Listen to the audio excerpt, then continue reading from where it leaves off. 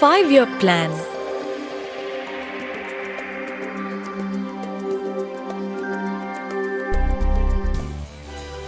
A 5-year plan is a plan laid down by the government for nation's economic and industrial development. It is a set of proposals for running a country's economy. This plan contains goals which should be attained by a government in a period of 5 years.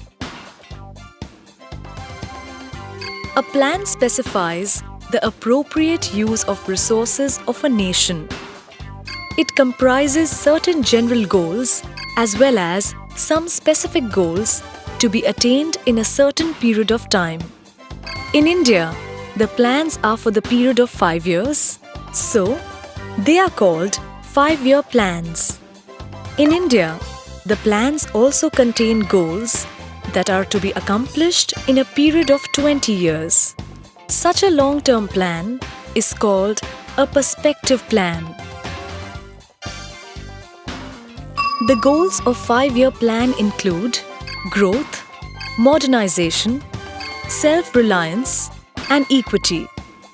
This does not mean that only these 4 goals are discussed in each 5-year plan, but these aspects are taken care of in every plan.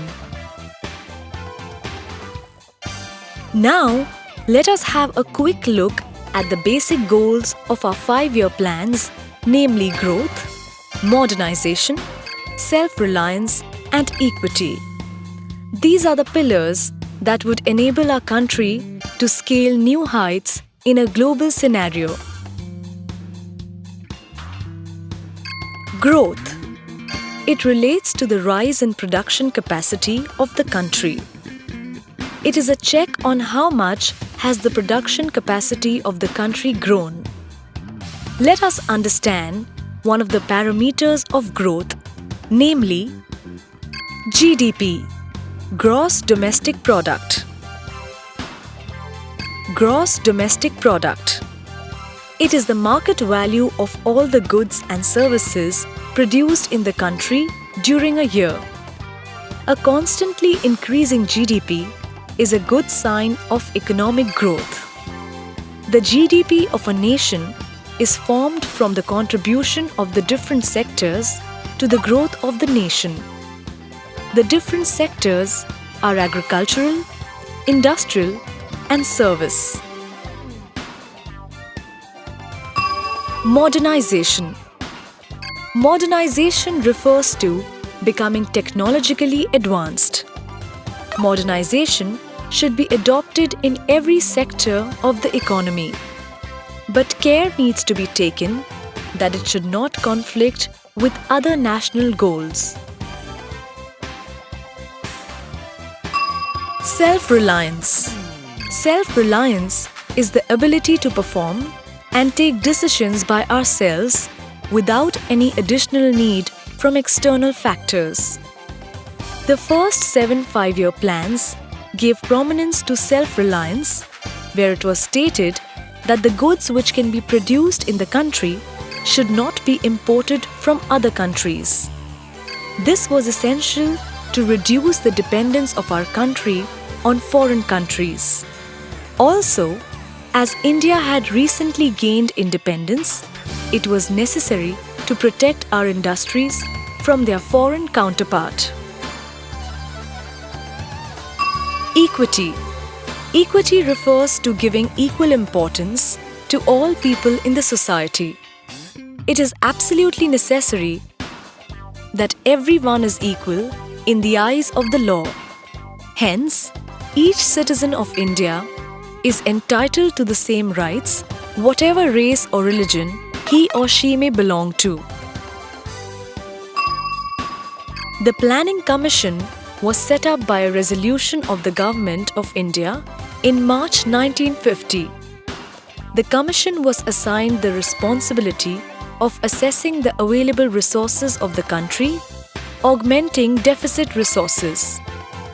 Keeping in mind the data that was accumulated, it had to formulate plans for the most effective and balanced utilization of resources and determining priorities. Jawaharlal Nehru was the first chairman of the Planning Commission. Professor P.C. Mahalanobis was the most important person in India's journey towards planning. He was among the many recognized thinkers who contributed to the invention of India's 5-year plans. He was the mastermind behind the second 5-year plan, which was a turning point in developing planning in India.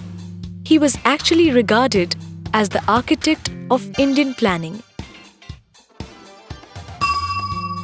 The current 5-year plan in India is the 11th 5-year plan, 2007 to 2012. This plan has been termed as India's educational plan by the Prime Minister of India because this plan gives the highest importance to education as a centered instrument for achieving rapid and inclusive growth.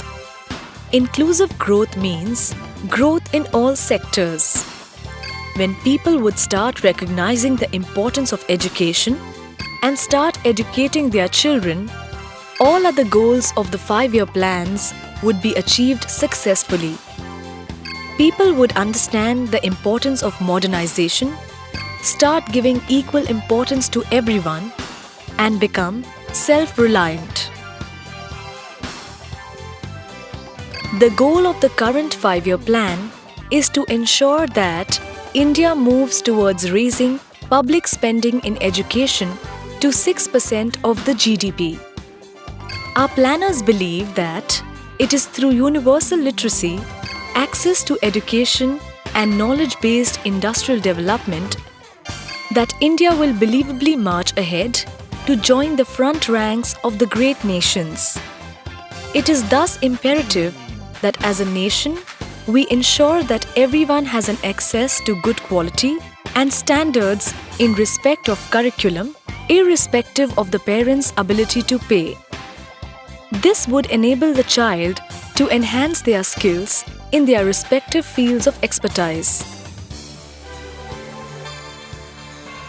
Beyond the basic need for education to support oneself and family in later years, many social ills occur in the vacuum of free and accessible education.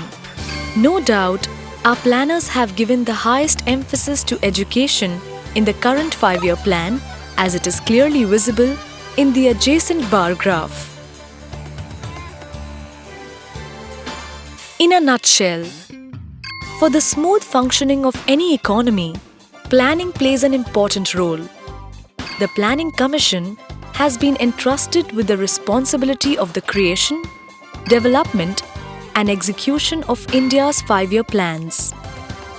India's 5-year plans are also supervised by the Planning Commission.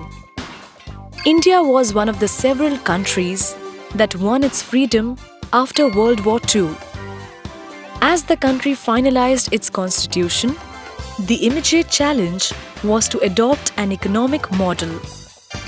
The task was daunting for a country as large as India, with no administrative experience in the last 150 years. Nehru accepted the Soviet-style economic reform system, and Indian bureaucracy started implementing its own 5-year plans. The success of the first 2 plans bolstered India's belief in the merits of socialism, and the country began nationalizing all its businesses ranging from banking to steel to water to electricity. Other Asian economies such as Japan and Korea grew in multiples of India's growth rate, while India found pride in maintaining a tight control on the private sector. The outcome was, finally in 1991, India's foreign exchange reserve fell to such low levels that India could barely afford 3 weeks' worth of imports. All these factors finally prompted India's economic liberalism and a move towards capitalism. The current dynamic India is the result of those changes.